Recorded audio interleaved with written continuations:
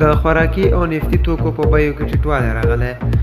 د سوداګرۍ او پانګونې خونې مسؤلینو ویلي چې د تېرې یوې میاشتې په پرتله د هېواد په بازارونو کې د سون او لومړنیو توکو په بیو کې 30 سلنه کموالی راغلی دی. د سوداګرۍ او پانګونې خونې مسؤلینو ویلي د تېرې یوې میاشتې په پرتله د سون او لومړنیو توکو په بیو کې 30 سلنه کموالی راغلی. د خصوصي سکتور غړي هیله څرګندوي چې په راتلونکي کې به بیې نورې هم راټیټې شي.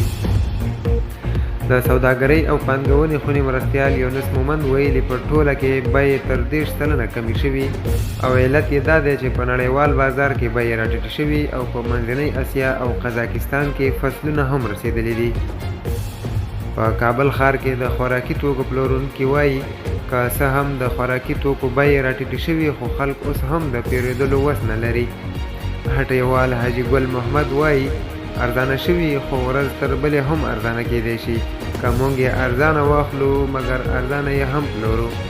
هټیوال عبیدالله وایي د تېرې یوې میاشتې په پرتله د خوراکي توکو بیې راټیټې شوي خو وریجې اوس هم ارزانه شوي نه دي او خلک یې نشي اخیستلی.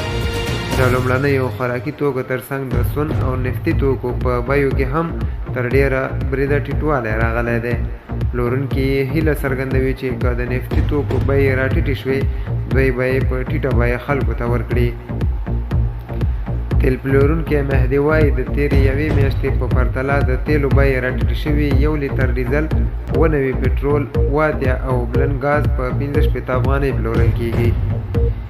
یو شمېر هټیوال بیا وایي چې اوس هم خلک د لومړنیو توکو د پیرودلو وس نه لري. دوی د افغانستان د اسلامي امارت غوښتنه کوي چې د خلکو ته د کار پیدا کولو ترڅنګ د توکو له بازاره هم څارنه پراخه کړي. د هېواد یو شمېر اوسېدونکي بیا له بېکارۍ ځورېږي او څرګندوي چې خلک اوس هم په اوسنیو قیمتونو د سون او لومړنیو توکو رانیولو توان نه لري.